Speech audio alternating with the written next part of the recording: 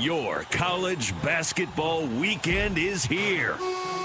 Rise and fire. Count it. Instant classic. The slipper still fits. When they need baskets, they go to them. 2 to tie, and 3 will win it. From Cinderella runs to covering at the buzzer, we've got your winning playbook covered. This is BetQLU with Chris Mack, RJ Choppy, and John Martin. Presented by BetMGM, the sports book born in Vegas. Download the app today. Please gamble responsibly. Here we go. You like that? You see the arc I gone on it there, boys? We are live coast to coast on the BetQL network. This is BetQLU alongside RJ Choppy and Johnny Buckets. I am Chris Mack, and we are here for you, college basketball fans, to get you ready for this weekend as we pivot away from football, the national champions being crowned a little over a week ago, to now hoops. And we're not, a couple months away from Selection Sunday. It's not that far off into the distance there, boys. And we're going to get people ready for it, diving all into hoops this week. As I mentioned, inside your Odyssey app, AUDACY. It's free. You can download it today and take us with you. Also in podcast form, wherever you get your podcast, just search BetQLU. And, of course, on the Odyssey Sports YouTube channel as well. We are there for you. You can watch the show as you're listening maybe right now, Friday night or Saturday morning, coast to coast on the BetQL network, however you're getting us. We appreciate you joining us, and we are in the teeth of the conference schedule. We're finding out what some teams are made of, for better or worse. Current top 10, Auburn atop it, number 1 in the country. Duke 2, Iowa State 3, Bama 4, Florida 5. Good Lord, that's a lot of SEC teams. 14 ranked in the top 45 of the Ken Palm right now. And Joe Lunardi's bracketology would have 13 SEC teams in the tournament, including what would just be an insane 2-3 line in the West region of Tennessee, Kentucky. Hey, I'm here for it, John. For years, Choppy mentioned this last week, I think. For years, the SEC, we just kind of looked at it and said, okay, maybe 2-3 teams.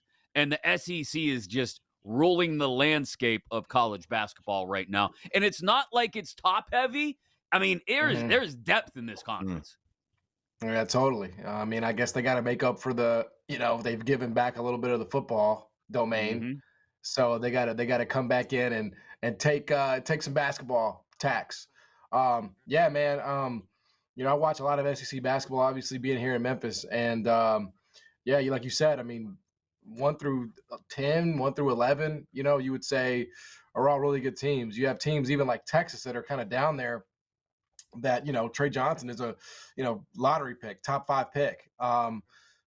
Listen. It's one of those things where the SEC is so good and the champ doesn't even come out of it, right?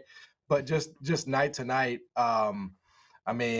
you're getting absolutely heavyweight battles, man. And I do think, listen, Florida's in the mix for a championship. Auburn obviously is the number 1 team with the net, number 1 team with Ken Palm. They're going to be in the mix for a championship.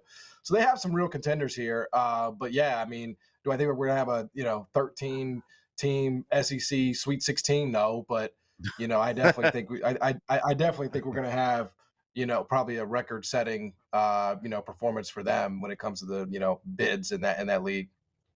It depends on how it shakes out, but you might get 6 teams, 6 or 8, Sweet 16.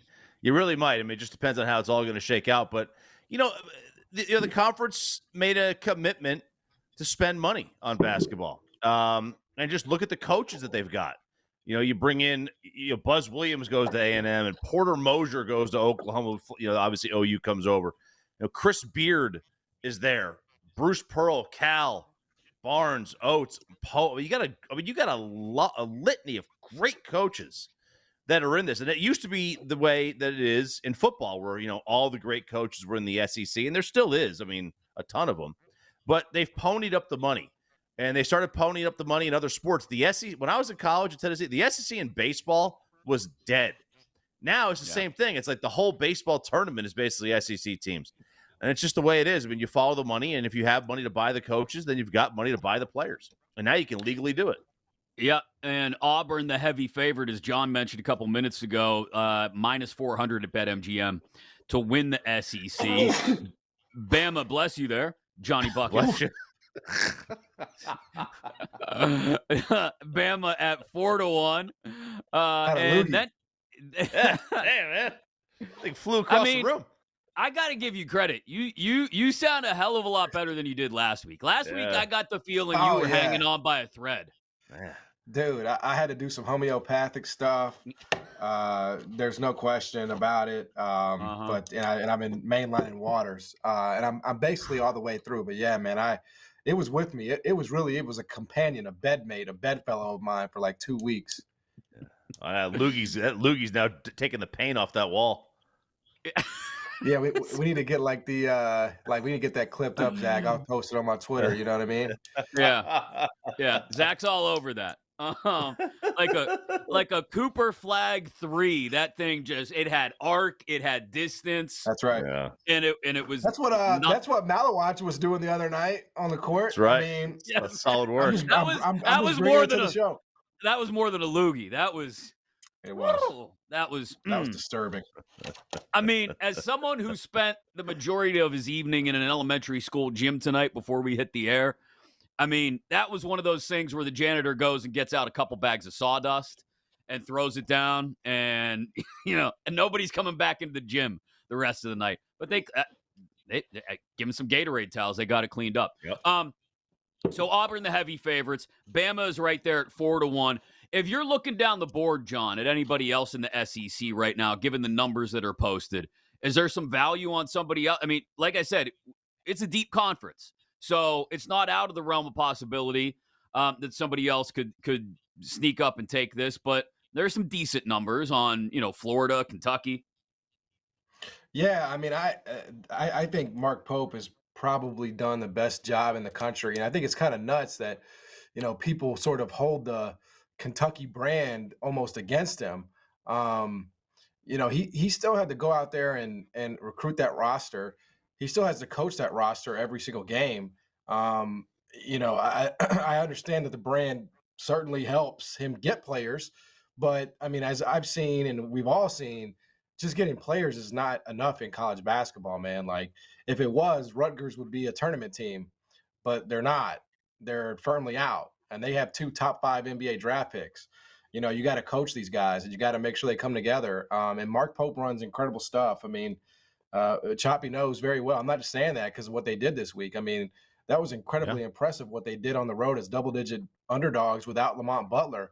I mean, they run good stuff kind of regardless of who's out there. So, yeah, I mean, I think this Kentucky team, like every other team that kind of plays the way they do, they're going to fall victim to a bad 3-point shooting night. But they just get good shots consistently that I would feel comfortable basically betting on them every night. They're a good bet. I mean, they will come to play against a top-notch team. They just will. I'll tell you, I have this weird feeling that like a team like Mississippi State is going to ruin somebody's night every now and then. Like they're not a bad squad. Yeah. They're one of those teams that you kind of keep an eye on. You're like, all right, they've lost. When the teams they've lost to have been really good. So it's like, if you're one of those kind of fringe top 10 teams, they might be able to come up and bite you. But Kentucky's a good choice. I mean, they're talented and they're well coached. I mentioned Cooper Flag earlier, so let's talk the ACC because it's the opposite end of the spectrum, right? We for years were used to the ACC being, 6, 7, 8 bid league, bare minimum. And now here we are staring down the barrel of a 4 or 5 bid year, if that. And we're seeing teams get taken out, teams that we're used to seeing compete on an annual basis, get beat up, whether it's on the road in conference or not. North Carolina getting handled by Pitt the other night. Really, it's Duke and then everybody else. And maybe 3 of those teams are tournament worthy, John. Yeah, I mean, that we talked about that, what was it, last week? The fact that we could go through, an entire, not like a couple of weeks here, but an entire season where there's no ranked top 25 matchup. Mm-hmm. I don't know. I mean, listen, I'm sure they'll have calls about it, in the off season. I think a lot of it is probably due to the fact that North Carolina is in the place that it's in. And look, they're going to get a game. They're getting game day this weekend. And it's like, why? I mean, I guess because that the tradition is great, but I mean, North Carolina is so bad that it's almost like you could skip right over it this year. But I think that's a big part of it. Miami has been a Final Four team in the last few years, right? You always kind of expect them to be in the mix, but Larinaga steps down. I'm hearing that those guys are like on their phones they have headphones in their ear when they're in the layup line, like they're checked out. So yeah, I mean the top of the ACC is just way worse than we've seen in a long time. If North Carolina decides to make a change, which I don't know if they have the stomach to do, but they should, it could get back. But if you kind of settle for the mediocrity, this is where you're going to live. Dude, it's sad. It really is. Like that was that was the program. It really was. Like if you were a kid, like how many kids just wanted to go to school there just because of the Carolina Blue, or they were on TV every night. It was Dickie V. It was the Carolina Invitational, and it's fallen on such hard times. And it just goes to show you, like I never believed that players go to a school as much as they go to a coach. And when you lose a legend like Roy Williams or, Coach K, it's not necessarily a given that you're going to keep it up. Shire's done a decent job of keeping it up, no doubt. But, I mean, it hasn't been that easy for Carolina. It wasn't after Dean Smith. I mean, they had their downtime. Now they got their down after Roy Williams. Yeah, I think like John pointed out, do they have the guts to sort of tear it up and start it all over again? That's a big step at Chapel Hill. For them to go that route, but it's one they might need to take after this year. Player of the year is also heating up. We got Cooper Flagg now minus 700 to win. Choppy. Broom is 3-1. So there is some competition there, but it feels like the momentum behind Cooper Flagg is now rolling downhill. It is the momentum, and don't forget, like a lot of times, the perception of how much has this player been propped up. We've heard it. We knew Broom last year, right? Of course, as he was playing, but we also knew Cooper Flagg before he even stepped foot onto a court, right? So we knew about him, and perception rolls in. But Duke's also a massive name. Anytime you get Duke rolled in there, it's going to take the precedence. Plus, also, he's a hell of a player. I mean, he does things like that unicorns do. So I got no problem if Cooper Flagg winds up being the player of the year here. I mean, he's been a fantastic player. And if you're going to lean on one side, you lean on a freshman or somebody who's been in, who's played already, the newness of the freshman, I think, helps. John, what is the Wooden Award feel like it's, I don't want to say it's put away already, but it feels like it's firmly in Flagg's corner, and it's going to be hard for even Johni Broome to steal it away from him. Yeah, I mean, Broome was the favorite, right, before he got hurt. And obviously Auburn's the number one team in the country. If they stay that way and Broome continues to do what he does, and listen, I mean, if Auburn stays number one in the country, that will mean they have basically survived the gauntlet that is the SEC, right? Plus, he's been in college basketball, for as long as he's been in college basketball. The way this stuff tends to work is like when it's close, if it's close, the veteran, the upperclassman gets it. So I don't know. I mean, it just depends to me on how you feel about Auburn. Do you feel like Auburn's going to be able to manage this and get through this, and he's going to continue averaging 18 and 13 a game? Obviously Cooper has the ACC, mediocrity going for him. So, I think that's probably why, you would make that case. But I still think Broome's a decent bet, man. Just because of the upperclassmen and the seniority that college basketball typically does reward. I think Cooper Flagg will survive if he doesn't get that award, right? Like I think when you start talking about the people that vote on these things, it's like who would you like? Who really needs it? Who needs that award more than the other? And that's why I think like Broome will be in the mix no matter what. Yeah. I don't think this race is over by any stretch. I also think it's a good idea to always bet on take a place a small bet on number 2 and number 3, just in the case of injury. Just to if an injury happens, I mean, the guy who's number 2, assuming they don't get hurt, they're going to slide right into that number 1 line. We've got games in both of those conferences we just touched on, the SEC and the ACC, to talk about. UNC Duke Saturday night. Also Arkansas, Kentucky, and Saturday afternoon, Florida, Tennessee. Plenty to get to before we get you our best bets and talk stock up, stock down on some other teams as well. You're locked in for an hour with us talking college hoops right here on BetQLU, presented by BetMGM, the sportsbook born in Vegas. You've been listening to BetQLU, presented by BetMGM. If you missed any of the show, listen back anytime on the new and improved Odyssey app.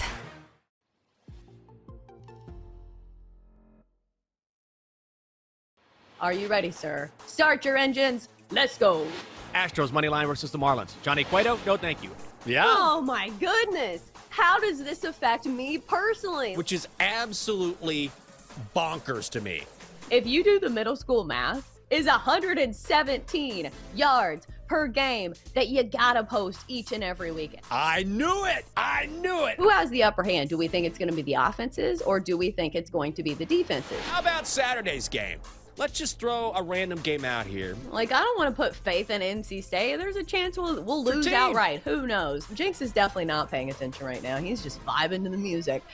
Are you ready for the most interactive sports gambling show? Introducing BetQL's Send It In with PJ Glasser. We want to hear from you. Send It In is about your picks, your trends, and your fades. Share your thoughts, predictions, and your best daily best bets with the Send It In community. Set your reminders, mark your calendars, and get ready to send it in on weekday afternoons at 1 Eastern on Twitter, YouTube, and Twitch. On your home for wagertainment, the BetQL Network, presented by BetMGM. Go for the betting cycle on BetQL with Cody Decker. Cody Decker, former professional baseball player, turned professional smartass on the radio. Sports handicapper Rob Brown. When Penix Jr. plays USC, he's getting 400 yards. Cycling all the top plays. And Cody Decker, I think Florida can cover today. And one outrageous show parlay. 1, 2, 3. Let the chaos begin. It's Bet for the Cycle on the BetQL Network, presented by BetMGM.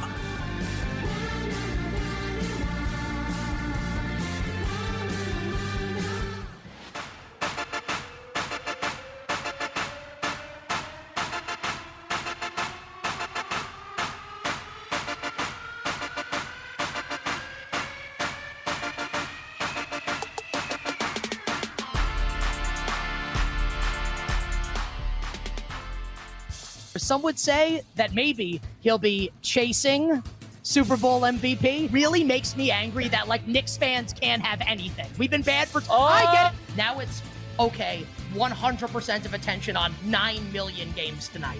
It's a playoff game! We've seen this movie before, and we know how it ends. And it ends with absolute disaster. But I'll tell you, that's fun. But the most fun thing about betting on sports for me is this. Like, hey, there's no tomorrow. And now, come on, put Pickett in. Are you ready, sir? Start your engines. Let's go. Astros money line versus the Marlins. Johnny Cueto, no thank you. Yeah. Oh, my goodness. How does this affect me personally? Which is absolutely bonkers to me. If you do the middle school math, is 117 yards per game that you gotta post each and every weekend. I knew it. Who has the upper hand? Do we think it's going to be the offenses, or do we think it's going to be the defenses? How about Saturday's game? Let's just throw a random game out here. Like, I don't want to put faith in NC State. There's a chance we'll lose outright. Who knows? Jinx is definitely not paying attention right now. He's just vibing to the music. Are you ready for the most interactive sports gambling show? Introducing BetQL's Send It In with PJ Glasser. We want to hear from you. Send It In is about your picks, your trends, and your fades. Share your thoughts, predictions, and your best daily best bets with the Send It In community. Set your reminders, mark your calendars, and get ready to send it in on weekday afternoons at 1 Eastern on Twitter, YouTube, and Twitch. On your home for wagertainment, the BetQL Network, presented by BetMGM. Some would say that maybe he'll be chasing Super Bowl MVP. Really makes me angry that, like, Knicks fans can't have anything. We've been bad for... I get it. Now it's, okay, 100% of attention on 9 million games tonight. It's a playoff game. We've seen this movie before, and we know how it ends. And it ends with absolute disaster. But I'll tell you, that's fun. But the most fun thing about betting on sports for me is this. Like, hey, there's no tomorrow. And now, come on, pick it in.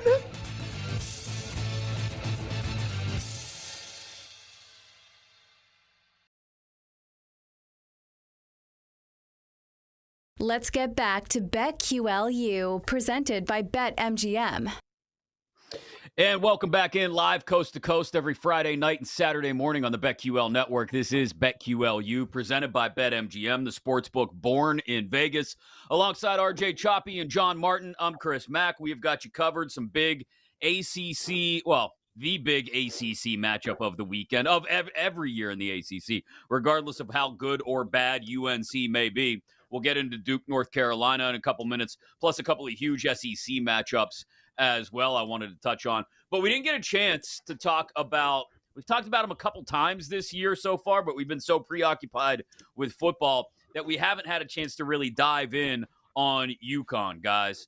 They're now 15-6 overall, John, 7-3 in the Big East. They've lost 3 out of their last 6, and they're all the way down, I want to say, to 35-1 now at BetMGM for the national title.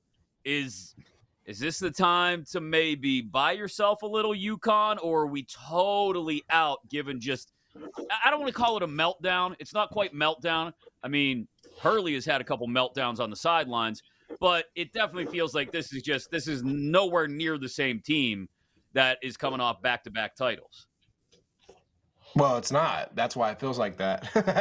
I mean,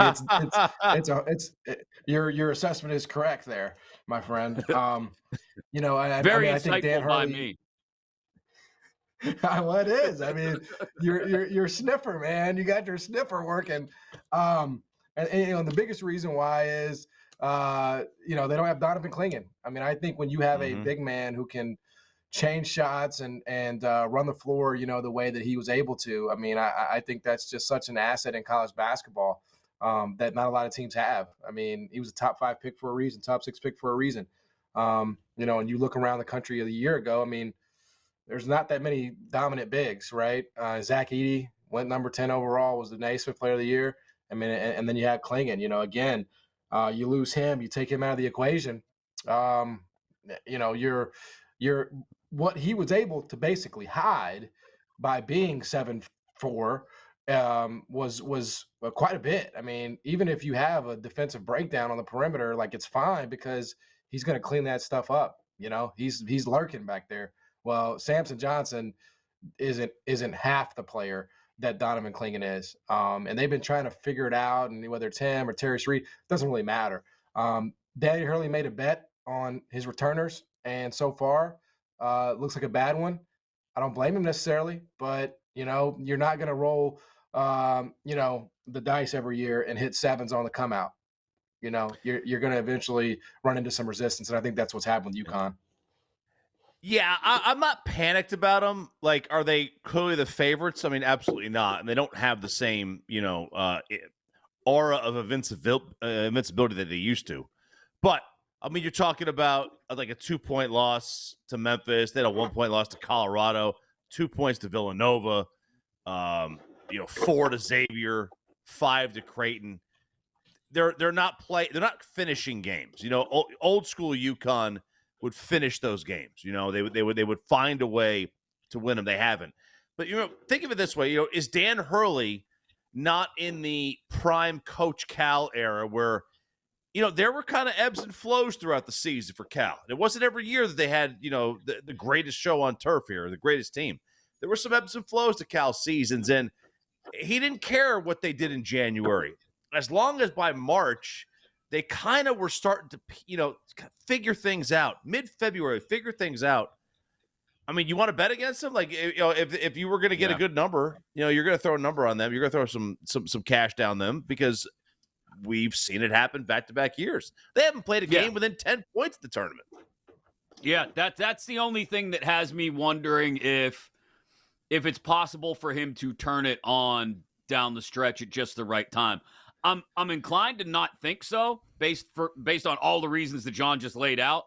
But then I'm also inclined to go, well, hell, at 35-1 or as long as 50-1 in some spots, is it necessarily a bad idea to buy a little bit of UConn just in case? I don't hate it. I'm not making a big investment in it. It's just something I would keep an eye on as we continue to push towards tournament time. Right now, Lenardi's latest bracketology has him on the 8 line, I believe it is. A couple of 8s and 9, and Marquette is a 2 out of the Big East right now.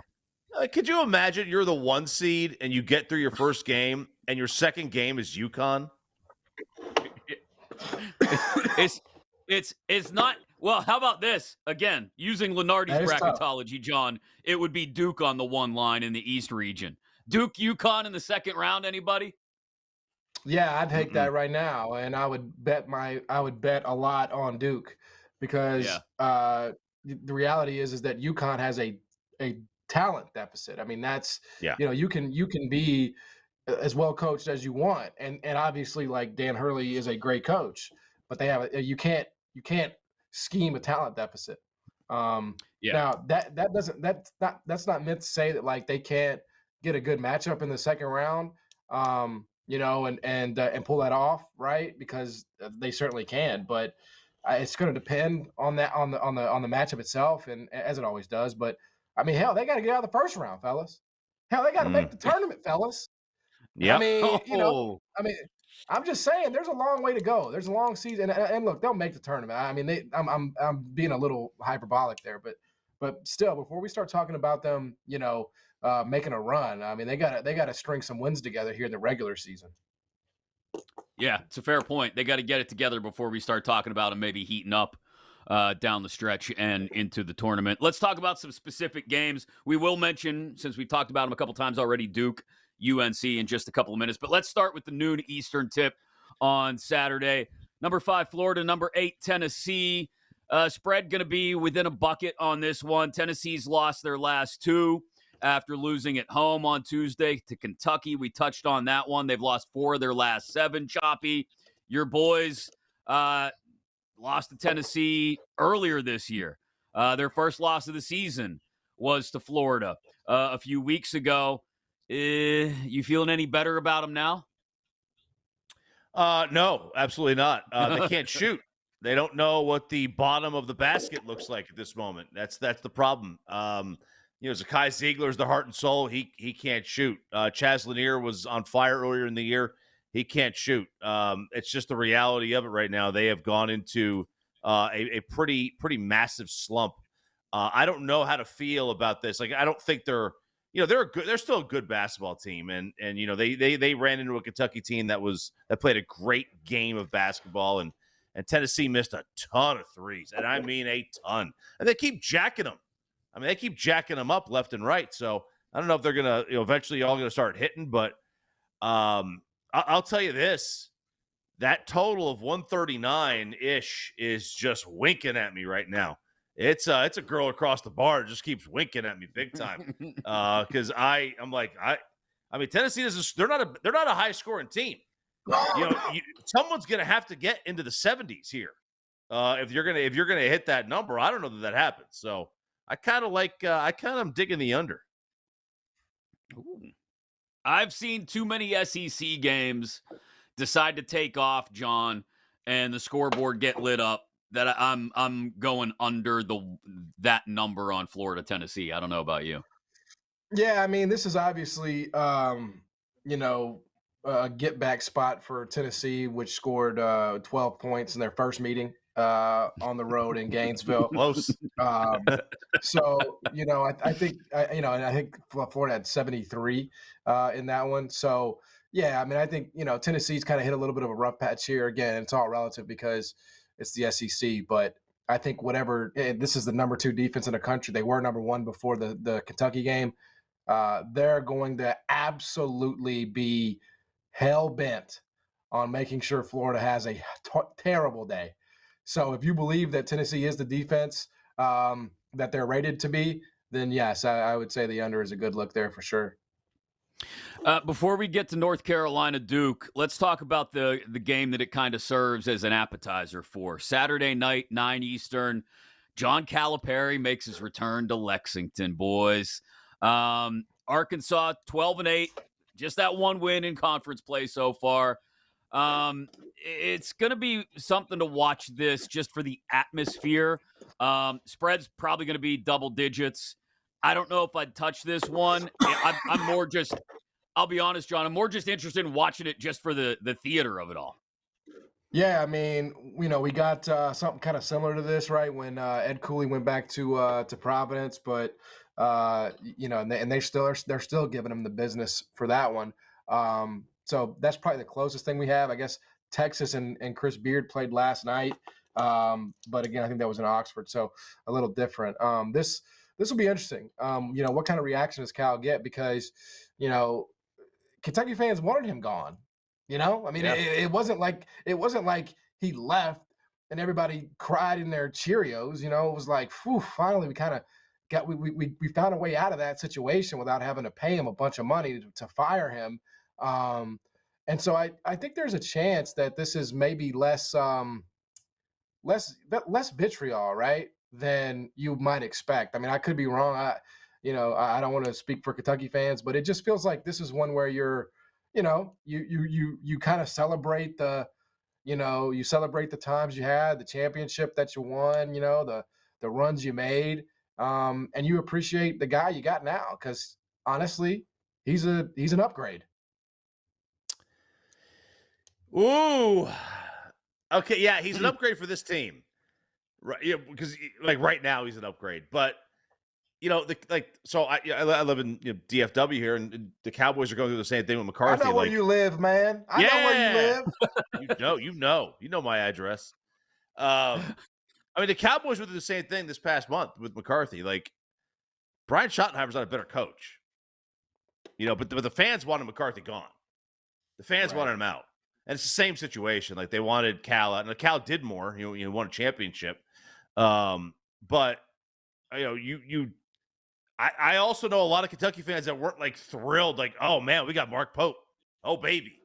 They weren't thrilled. They wanted Dan Hurley. And you can't tease them with Dan Hurley and then end up with Mark Pope and everything's hunky dory. Now you get in the middle of the season, it is, and you get some revisionist history out of it. And right now they're playing tremendous basketball. And Cal really, really struggled to get out of the gate at Arkansas. Yeah, I mean, that would be the response. It would be, okay, you didn't like the name necessarily, but it's working so far. And it does seem to be working to a great extent in Lexington. All right, UNC Duke. North Carolina, I mean, teetering on the edge, the very edge of the bubble. They didn't look great Tuesday night at Pitt. They've lost 3 of their last 4. In what is a not very strong ACC conference. They needed OT to beat Boston College last weekend. Duke is looking like a juggernaut right now, John, undefeated in ACC play.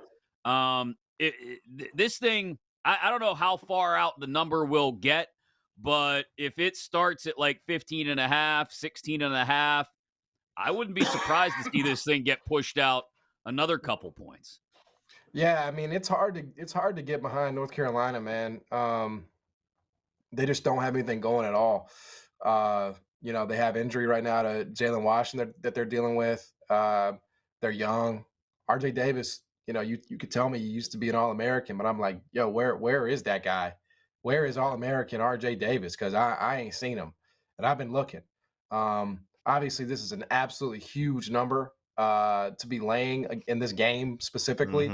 But I'm not going to sit here and tell you that it's wrong. I'm not going to sit here and tell you that, oh, this is egregious, that, rivalry. I mean, this is absolutely correct. I mean, Duke is worlds better than this North Carolina. I mean, most good teams are. If you're a good team, you're worlds better than North Carolina right now.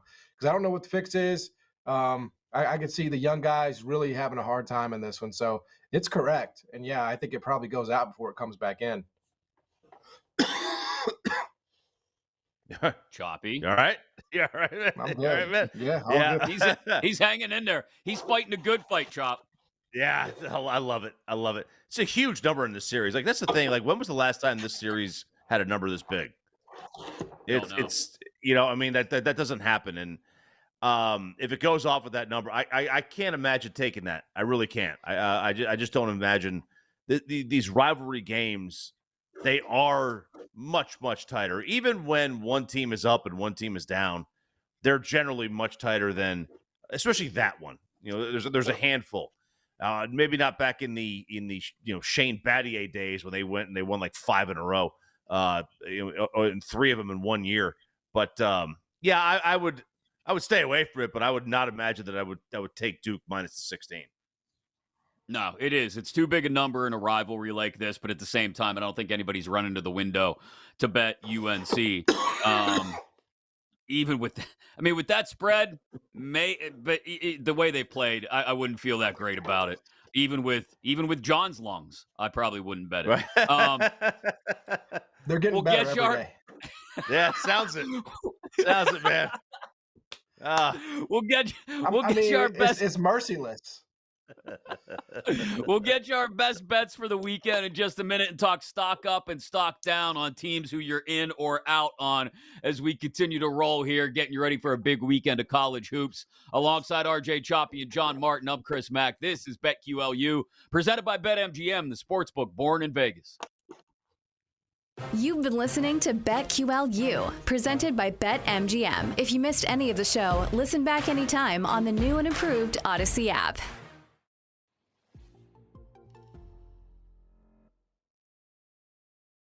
Are you ready, sir? Start your engines. Let's go. Astros money line versus the Marlins. Johnny Cueto, no thank you. Yeah. Oh, my goodness. How does this affect me personally? Which is absolutely bonkers to me. If you do the middle school math, is 117 yards per game that you gotta post each and every weekend. I knew it. Who has the upper hand? Do we think it's going to be the offenses, or do we think it's going to be the defenses? How about Saturday's game? Let's just throw a random game out here. Like, I don't want to put faith in NC State. There's a chance we'll lose outright. Who knows? Jinx is definitely not paying attention right now. He's just vibing to the music. Are you ready for the most interactive sports gambling show? Introducing BetQL's Send It In with PJ Glasser. We want to hear from you. Send It In is about your picks, your trends, and your fades. Share your thoughts, predictions, and your best daily best bets with the Send It In community. Set your reminders, mark your calendars, and get ready to send it in on weekday afternoons at 1 Eastern on Twitter, YouTube, and Twitch. On your home for wagertainment, the BetQL Network, presented by BetMGM. Go for the betting cycle on BetQL with Cody Decker. Cody Decker, former professional baseball player, turned professional smartass on the radio. Sports handicapper Rob Brown. When Penix Jr. plays USC, he's getting 400 yards. Cycling all the top plays. And Cody Decker, I think Florida can cover today.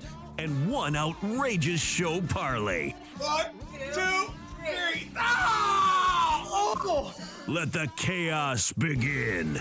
It's Bet for the Cycle on the BetQL Network, presented by BetMGM.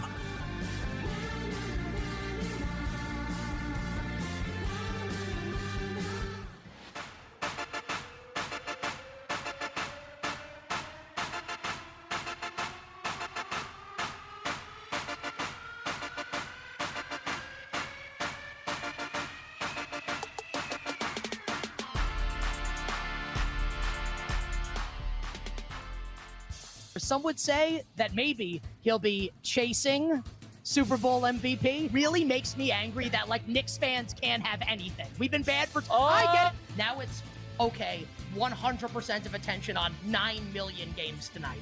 It's a playoff game. We've seen this movie before, and we know how it ends, and it ends with absolute disaster. But I'll tell you, that's fun. But the most fun thing about betting on sports for me is this. Like, hey, there's no tomorrow. And now, come on, put Pickett in. Are you ready, sir? Start your engines. Let's go. Astros money line versus the Marlins. Johnny Cueto, no thank you. Yeah. Oh my goodness. How does this affect me personally? Which is absolutely bonkers to me. If you do the middle school math, is 117 yards per game that you gotta post each and every weekend. I knew it. Who has the upper hand? Do we think it's going to be the offenses, or do we think it's going to be the defenses? How about Saturday's game? Let's just throw a random game out here. Like, I don't want to put faith in NC State. There's a chance we'll lose outright. Who knows? Jinx is definitely not paying attention right now. He's just vibing to the music.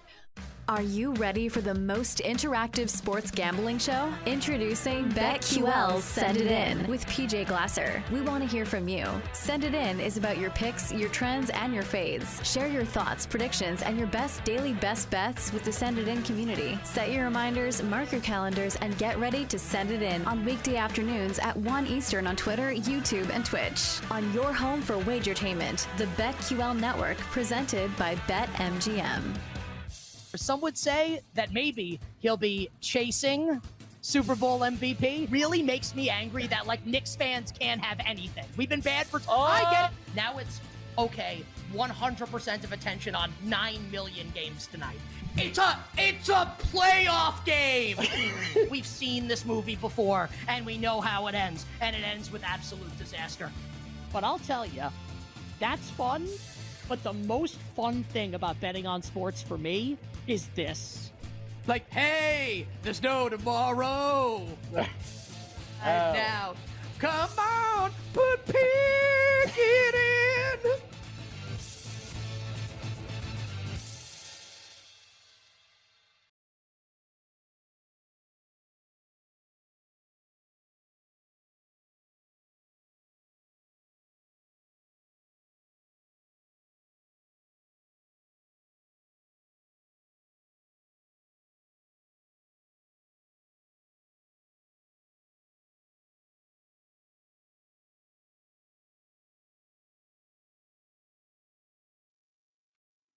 Let's get back to BetQLU, presented by BetMGM. Live coast to coast on the BetQL network. You are locked into BetQLU every Friday night and Saturday morning. We get you ready for what's going on the college slate. Focused in on hoops this time of year alongside John Martin and RJ Choppy. I'm Chris Mack, represented by BetMGM, the sportsbook born in Vegas. Don't forget that we will be back here every single weekend, and you can get us in podcast form if you can't join us live by simply searching BetQLU inside your Odyssey app or wherever you get your podcasts, AUDACY. You can watch on YouTube as well on the Odyssey Sports YouTube channel. We'll get you our best bets for the weekend in just a moment, but let's talk a little stock up, stock down. We'll go around the room here, boys, as it were. And each of you give me a team that you're up on, a team that you're down on. Let's start, Choppy, with you, and let's start with stock up. We'll save the teams that we want to crush for just a few minutes from now. Stock up. Who do you like when you look around the country? Honestly, I mean, not from a national championship perspective, but from somebody I think that would not surprise me if they show up on Elite Eight weekend. I mentioned them earlier. I'm going to throw Mississippi State out there. I really like them. I don't know what it is about them. It's like that thing where you just can't put your finger on it, but you watch them play, and you're like, you know what? I kind of dig this team. There's a lot of things I like about them. I think that obviously they play in a brutal conference.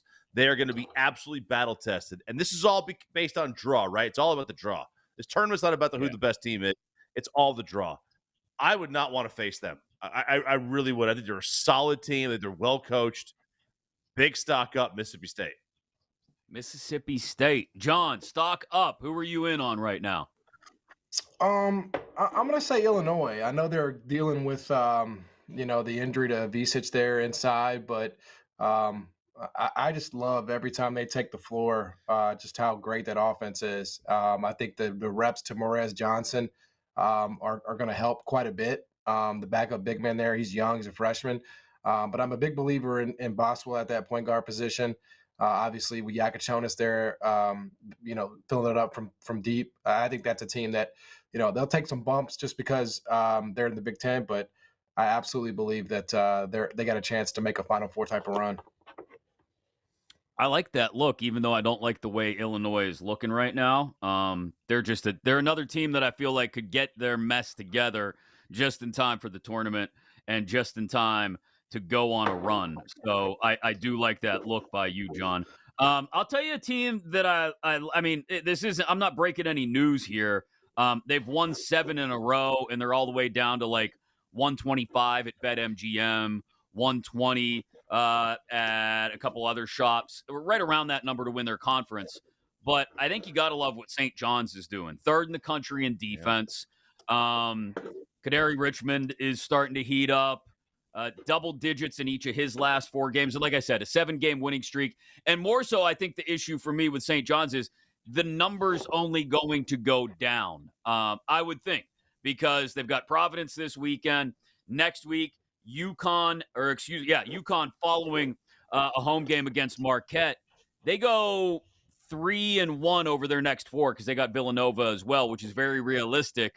That number is only going to shorten. They might become the favorite in the Big East, depending on what happens against Marquette this coming week. So get them while they're still at plus money, in my opinion. St. John's, I think, would be my look right now in a team that I am stock up on.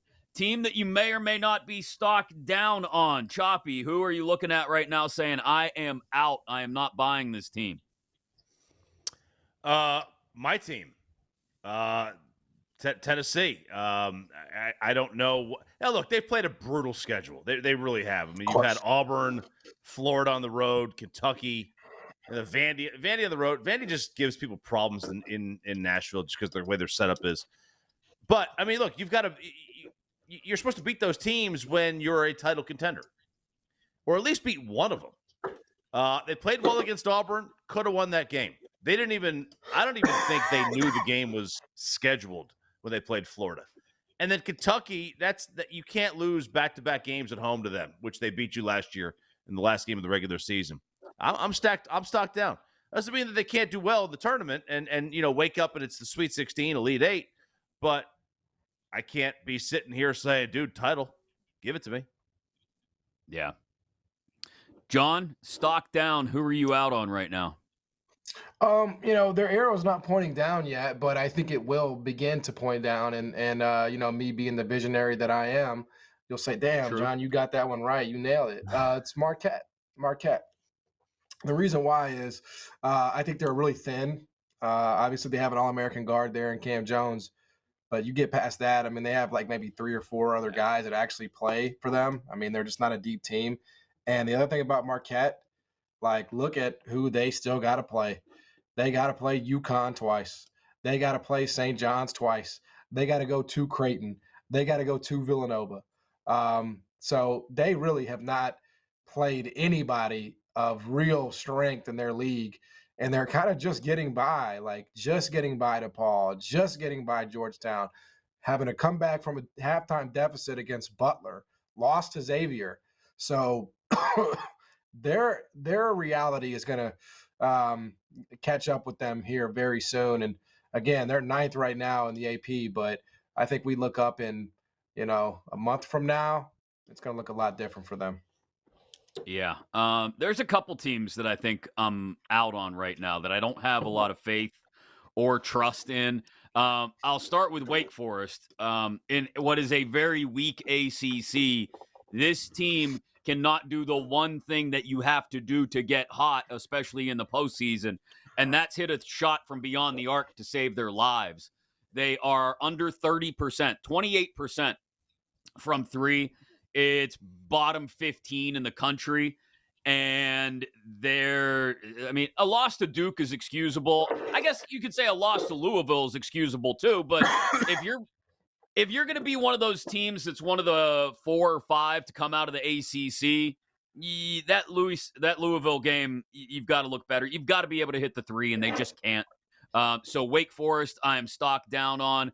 And I'm going to throw Nebraska out there as well. I know the home court advantage has been what it's been, but they've lost 6 in a row now after a really good start. And they lost to Rutgers is one thing maybe on a bad night. You know, you lose to Rutgers, okay. Losing to USC, eesh. The Big Ten, the soft middle of the Big Ten is looking very soft these days, and that's exactly what Nebraska is. So I am stocked down on Wake Forest and Nebraska for what it's worth. As we pivot towards our best bets, we got a couple minutes here, boys. So if you want to lay out what you're thinking about with your best bets, if you got multiple bets that you want to dive into, let me know where you want to go. Let's attack the board here this weekend on BetQLU. John, I'll let you get us started. Yeah, I mean, I think it's not just a this weekend thing. I'll go ahead and just kind of get it out there now. I will be betting Kansas City. I have 2 weeks to think about that, but I will be betting and I know that's and look, fellas, I know that's incredibly brave of me to do. It is. I don't expect the Presidential Medal of Freedom. I just want to say that. If I get it, that's fine. I'll have a speech ready and I will accept it. But okay. I don't expect to be awarded it just for this bold, brave move. Incredibly courageous is what the New York Times had to say about the move. So I'll be betting on Kansas City. And again, what's tough is that, we're sort of projecting, right? We're sort of projecting these numbers. So it's hard for me to say exactly, what I will be doing on college basketball because, again, we don't necessarily know. But I'm always ready to fade this Arkansas team. I think this Arkansas team is absolutely dreadful. I think they're an affront to college basketball and the sport. They have basically no skill. They've won one game in the SEC, and that was to just an absolutely stupid Georgia team who was up, 15 at one point in that second half. Other than that, they've just been an abomination. So I'll be looking to fade Arkansas every chance I get, and I expect I'll probably get there. Whatever that, but it's going to be, we say 11, it's going to be like 13, 14. It's just not going to be that cheap. Yeah. I am, I too am in the running for the Presidential Medal of Freedom. I already bet Kansas City. I got them at 1.5, and I wanted to be an early adopter on that bad boy. And I don't know that I'm going to be able to, get Thank that you for not Presidential moving the number. I appreciate that. You didn't move the number. It's still 1.5. So I appreciate it. Is? Okay. I appreciate you for that. I've seen it at 2 some places. I've seen it at 2. That's the word that comes to mind is heroic. Heroic. Very heroic. But I also, for this weekend, give me the under in the Florida-Tennessee game. I've seen this game is going to be, I think, in the high 50s. It's going to be, they're going to blow the number away. High 50s for this game. Florida-Tennessee under 139.5. Okay. All right. I'll let you have it. Again, very heroic of you. So if we're going to throw Super Bowl bets at the wall while we're here, and Why wouldn't we? Yeah, exactly. Well, I'm sure we'll have more next weekend, but let me start with this. Saquon Barkley plus 450, I believe it is, to be the first touchdown scorer. You could do the anytime touchdown and, minus 200, roll it into a parlay or something. You can do all that if you want to, or you can go first touchdown at plus 450. If that's a little too rich for your blood, 2 touchdowns is plus 290. And if Philly's going to somehow win this game, they're going to do it on the ground. They're going to do it with Saquon. So plus 450 on Barkley for first touchdown, or again, multiple touchdowns is plus 290. That'll be my little early taste of the big game, as they say. I think I've got an angle on betting the Duke North Carolina game, and it's not what is going to be a ridiculously high spread. It's just betting the total. If Duke's going to run away with this one, they're going to score a lot. They're going to break 90 probably. And that means all I need is 55 or 60 out of UNC. I could see that happen. I could see this thing get wild, get out of control, and Duke's backups get in there, and they start putting it on UNC, because what else you want to do in front of the crazies but absolutely curb stomp your rivals. So I love the over. As long as it's sitting right there in the mid-140s, I will smash the over on Duke, North Carolina, and let that be my angle so that I don't have to lay the 16 or 17, whatever it ends up being, with Duke UNC this weekend. I mentioned the big game. I'm sure we'll have a couple more of those for you next weekend. And, of course, we only continue to progress, push towards conference tournaments, push towards the field of 68, and so much more, as we'll be back next weekend to do it all again. Make sure you download us in podcast form. If you missed any of it live, search BetQLU wherever you get your podcasts, and, of course, right there inside your Odyssey app. For the brave John Martin, the heroic RJ Choppy, and for producer Zach Krull, I am Chris Mack. We will do it again next weekend, friends, right here live coast to coast on the BetQL network. This has been BetQLU, presented by BetMGM, the sportsbook born in Vegas. You've been listening to BetQLU, presented by BetMGM. If you missed any of the show, listen back anytime on the new and improved Odyssey app.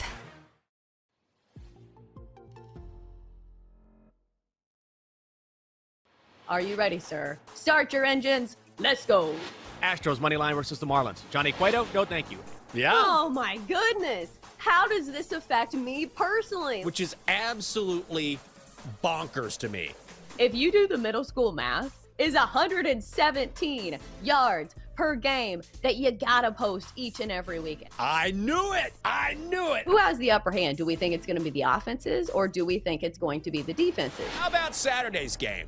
Let's just throw a random game out here. Like, I don't want to put faith in NC State. There's a chance we'll lose outright. Who knows? Jinx is definitely not paying attention right now. He's just vibing to the music. Are you ready for the most interactive sports gambling show? Introducing BetQL's Send It In with PJ Glasser. We want to hear from you. Send It In is about your picks, your trends, and your fades. Share your thoughts, predictions, and your best daily best bets with the Send It In community. Set your reminders, mark your calendars, and get ready to send it in on weekday afternoons at 1 Eastern on Twitter, YouTube, and Twitch. On your home for wagertainment, the BetQL Network, presented by BetMGM. Go for the betting cycle on BetQL with Cody Decker. Cody Decker, former professional baseball player, turned professional smartass on the radio. Sports handicapper Rob Brown. When Penix Jr. plays USC, he's getting 400 yards. Cycling all the top plays. And Cody Decker, I think Florida can cover today. And one outrageous show parlay. 1, 2, 3. Let the chaos begin. It's Bet for the Cycle on the BetQL Network, presented by BetMGM.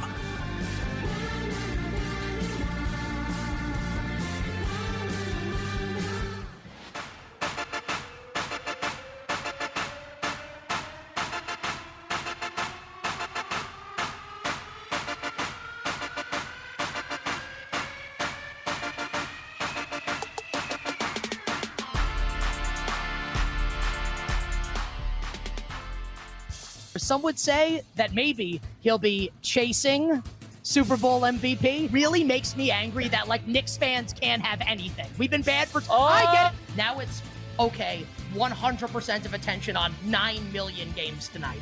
It's a playoff game! We've seen this movie before, and we know how it ends. And it ends with absolute disaster. But I'll tell you, that's fun.